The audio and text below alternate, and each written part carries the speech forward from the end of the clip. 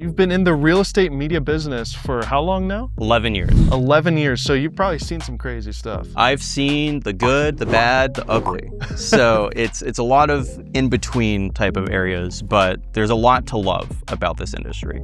So if you're just getting started or you've been in the industry for a while, Quinn is going to teach us 5 essential things that you need to know about real estate media. So let's get started with the first point.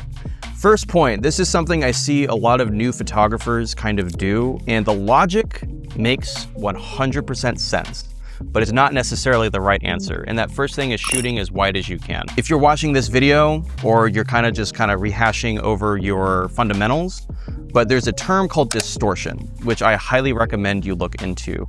And distortion is basically where when you're shooting really wide and you have an object that's kind of close to you, that object gets stretched, right? So for instance, where this really shows up is when you're shooting in a kitchen. So if you're kind of in position between like the island and the countertop and you shoot really wide, if there's a fridge next to you, it's gonna look like a million miles long. What that does is it gives you a false sense of what this space looks like. So, and again, just kind of going a little bit into the logic behind it. So you do want to show the space of a house. That's very important just from a flow perspective.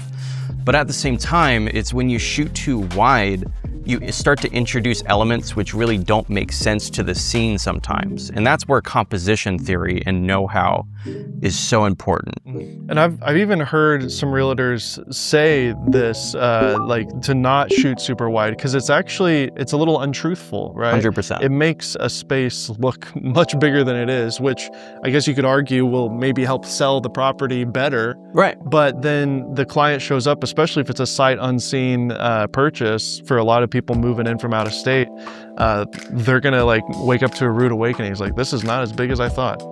Absolutely. And that happens a lot. And you also get a lot of agents who are kind of new, who really don't know the terminology, who go, I want you to shoot as wide as possible. I want you to make this look as big as possible. What they're saying is try and be accurate to the size of the home. Now, there are some times you're going to be shooting these tiny little apartments and they're going to ask the moon of you to like make it look as big as possible. Yeah. That's where you have like the ethics of a photographer, where it's like, might be a good time to have a conversation with them about their expectations versus reality, right? And I've had many conversations with agents where they say that exact same thing. And then I go, hey, dude, I totally understand what you're talking about. Here's the battle we're running with. And I literally get them behind the camera and I show them what happens when we zoom in and we zoom out. Smart. And they see for themselves that difference. And they go, oh, I don't want that distortion-y look that you said. I'm like, yeah, it doesn't look good. So here's what I'm gonna do. And then I compose it to where it's a good mixture of showing the space, but also applying the third wall rule and all that stuff. Once you kind of learn and you shoot a lot, you start to know like, okay, I don't need to shoot this as wide as I can. Yeah. Or just in between, 20, I often find myself more in the 20 range than anything. Yeah, so the next mistake that a lot of photographers make is they don't do too much research into composition theory. Kind of going back into that first point I made, I kind of call myself a corner hugger, because there's a lot of times where I'm just backed up into a corner and I'm shooting into the room, but there's so much more to that. And that's where composition theory applies. And really there's 2 points that you should know. First is what's called a single point perspective. That's where when you basically compose an image, there's going to be, it's basically perfectly harmonious in the sense of lines. And all of the lines are running straight through the image into a single vanishing point. And by harmonious, I mean symmetrical. So with that said, you have a single point perspective, which I think is underutilized most of the time. Because again, a lot of new photographers are just getting in corners, trying to find which angle shows the most of the room, and they blast that shutter speed or that shutter. And then you have a more just harmonious image where the simplest one you can ever do is in a kitchen, right? So you usually have the island and then you have the countertop space, and it usually flows kind of in a box. It's finding the center point in a room or in the kitchen, lining that up and just shooting straight. And you'll see all the lines just going the same way. It's just super clean. Yeah. The second one is called a 2-point perspective. So that's mostly used for exteriors. So a 2-point perspective is where you see the front facade or the front of the house, but you also see the sidewall.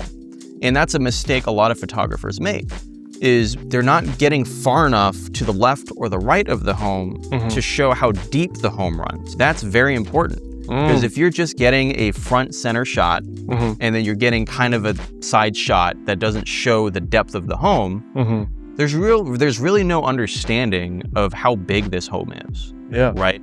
So just missing that one key detail on a tour is huge. But that's why those two perspectives are very important to know. If you can master those two things, you're going to walk away with clean compositions every time. That's another good point. So what's the third mistake that people tend to make in this industry? The third mistake a lot of photographers make, it's easy to miss this, is toilet seats. That is the biggest indicator if I am looking at an amateur versus a professional. Agents will absolutely rip you apart if you leave toilet seats up. And it's true. It is quite disturbing. It's disgusting. Yeah, it leads the eye to an open toilet. And you go, we don't want to see that. Now, there's some pretty nice toilets out there. Sure. And I've shot my few detail shots of a toilet here and there. But a majority of just these wide shots you're getting of these bathrooms, you do not want to show a toilet, especially with a toilet seat open. So, yeah, what I always recommend is just whatever house you're in, go into each bathroom and just close those toilet seats. So it's a small detail, but it's very important. And if you've been in this industry for a while, or you're just kind of tiptoeing into it, agents are very picky. And there's a reason why. It's because these are big investments for people. And these homeowners depend on these photos to be as aesthetic as they can be. So it's just a little trashy when those toilets are open. Which leads me to my next point. Okay, let's hear it. Next point, so number the 4. next point that I'm going to get to is very important. The fourth biggest mistake that I see people make is not taking the time to tidy up the home. Now, I am the biggest advocate to where we are not cleaners. When we are hired, we are not cleaning, okay? We are tidying up. And what tidying up means is it's making sure the blinds are even. If one's like pulled up and one's pulled down, it's pulling the other one down. But if the other one can't pull down, you pull the other one up.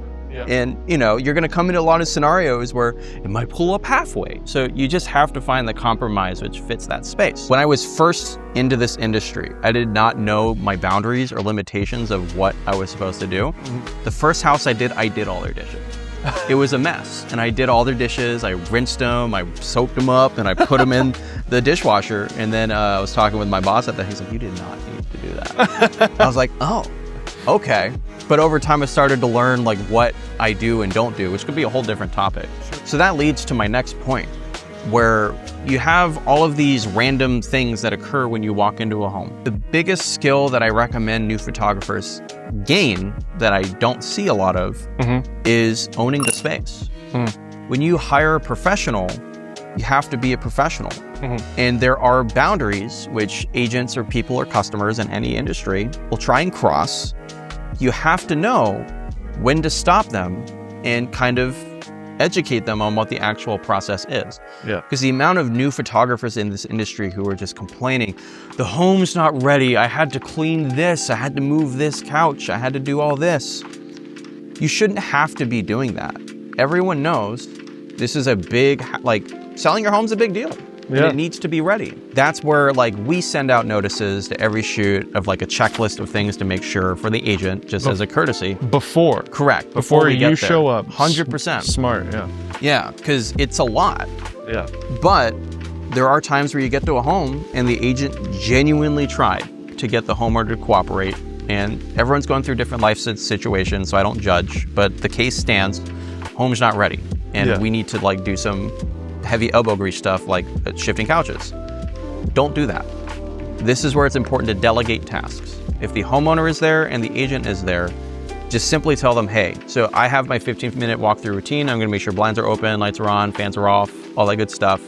But any heavy lifting, and there's multiple reasons for this, any heavy lifting needs to be done by the homeowner and if the agent's comfortable with the agent. Because now you start to enter liability issues. So if I've helped someone move a couch before, and then 2 days later there's a phone call saying that I scratched the floors and I need to pay for the damages, and I 100% did not scratch the floors.